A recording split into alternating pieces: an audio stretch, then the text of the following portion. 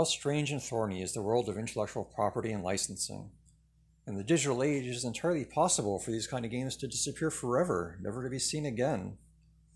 Well, thankfully we still have physical media to preserve this kind of history.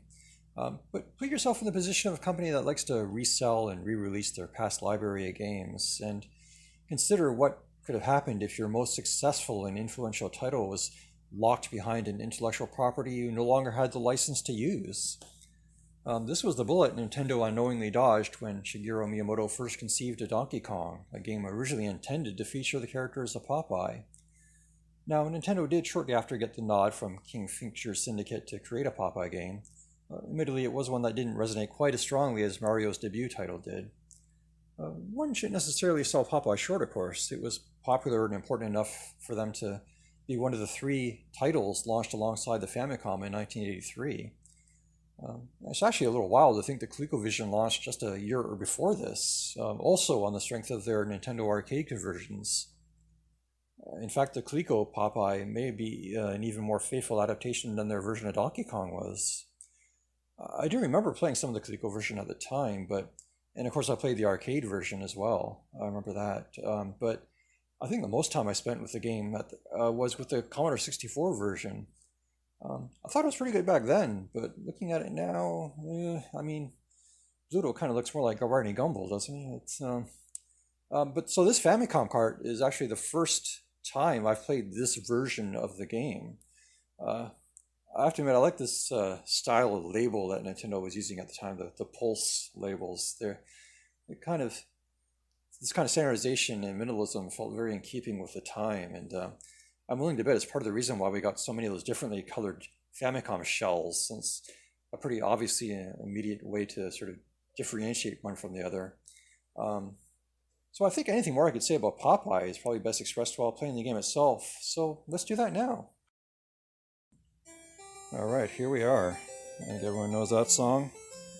I'm keeping my fingers crossed everyone can hear it. Yeah, baby. Alright, let's start with game. Actually, you know this is a first gen Nintendo title when you have to use the select button to choose what game you want. And of course you got the game A and game B. Let's start with game A, then we'll move on to game B. The game A, game B thing must come from the Game & Watch. I think that was the first time they sort of did that, right? Easy and hard. The Game & Watches. Alright, let's go game A. So this is sort of the part of the same grouping I think of as, in terms of Donkey Kong Jr., that same period of arcade titles for Nintendo. And the thing that stands out is this is basically a platform game without jumping. Oh yeah, I did it. I was hoping I could do that. Now I'm going to see if I can smash him with it. Get those 3,000 points. Yes. Nice. So as I was saying, this is a platforming game without a jump button. You can punch, but there's no jumping. So it's all ladders and gravity.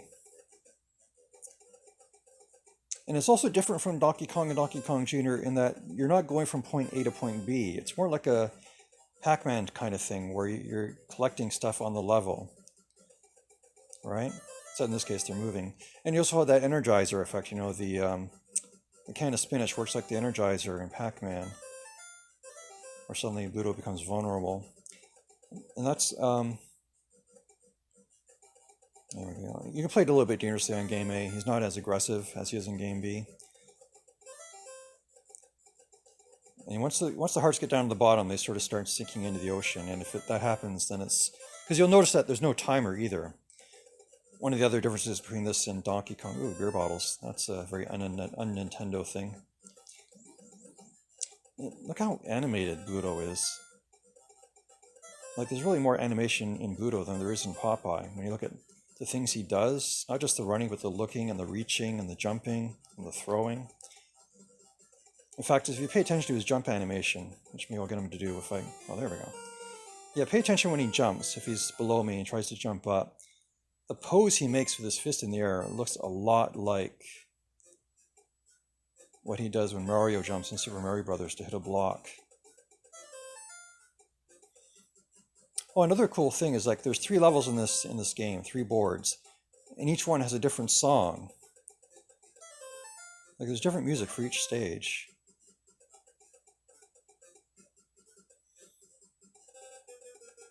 Yeah, see what happens when you get to the bottom? Whoops, I can't ignore that one.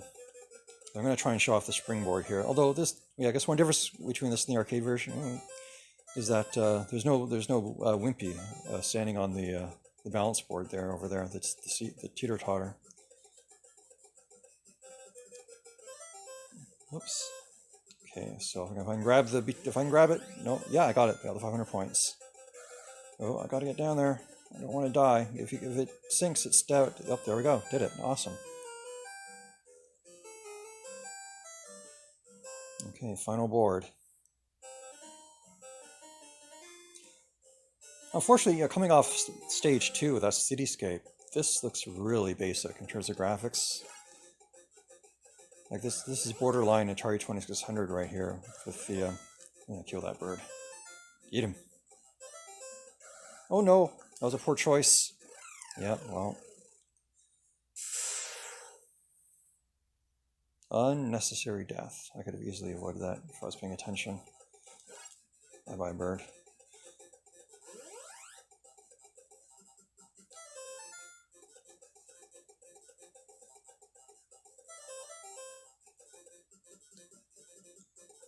I guess at this point in Nintendo history, every time you walked, a character walked, you had to have some kind of sound effect with it.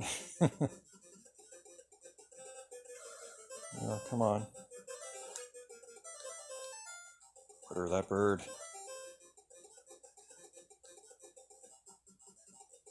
I'm trying to decide when the best time is to use that spinach.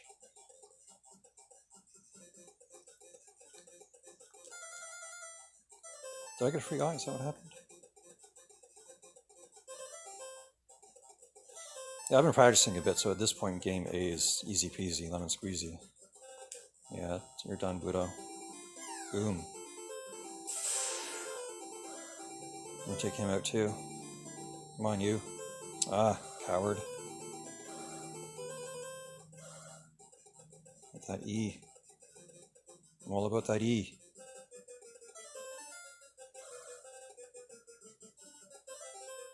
Done.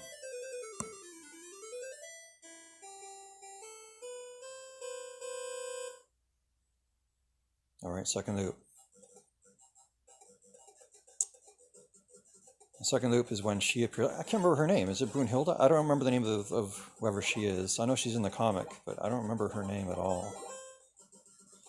So this middle ladder, in some versions that I've seen, like on the Coleco and the in television, oh, I wasn't paying attention at all. That ladder only goes halfway, so you can go down it, but you can't go up it.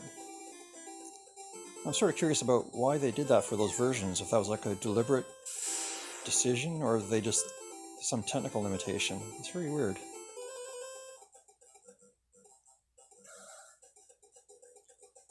So I think I'm going to cut out of this in a minute. So obviously once you've seen the 3 boards, you've seen the 3 boards, but I might switch over to game B. Yeah, I think I'm going to do that. Just going to switch over to game B right now. There we go. Yeah.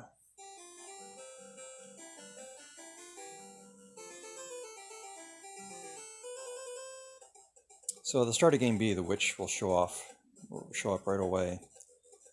And but the most important thing is that Bluto is way more aggressive, or at least it seems that way anyway. It feels more aggressive.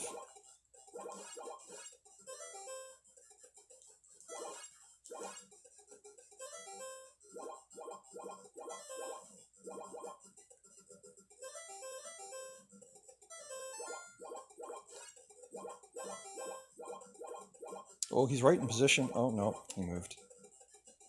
Thought I was going to get lucky there with the bucket. I really should try at least one more time. Yeah, go, go, go, go! Aw, man.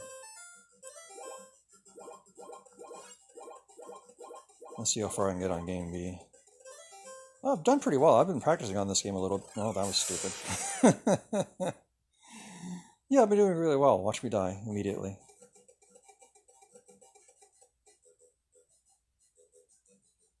Amen, buddy. Come over this way. Oh, man, you... No. I'm playing sloppy now, trying to show off, playing like a fool.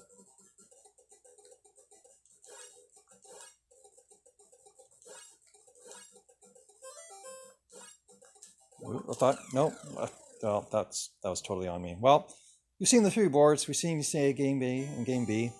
We've seen me mumble and talk incoherently over the gameplay. So let's cut this out. And yeah, what a cool game! It is such a shame it's sort of been lost to time. Like it's not. In terms of game design, it feels like a precursor to the original Mario Brothers. And like when you look at it, like what I was saying before, how it's not like Donkey Kong or Donkey Kong Jr. We're going from point A to point B. Instead, you have the free range of level. That's all like the first Mario Brothers game, where you had the pipes and the crabs and everything. And the idea was to kill all the crabs. Like it was the sort of same thing. You weren't going point A to point B. You had the free roaming of the stage and an objective to complete. So this is like a trial run of Mario Brothers. So its place in history shouldn't be ignored. I think it's actually a pretty important title. It's just a shame it's been lost. You'll never be able to buy it on the Switch or anything like that. So yeah, like I said, let's cut out of this, and thanks for watching the gameplay. All right, that was Popeye.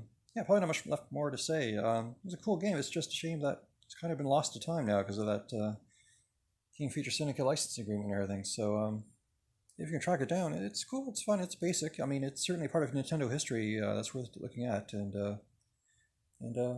that's it for this video, I guess. Thanks for watching, and we'll see you next time. Cool. Take care.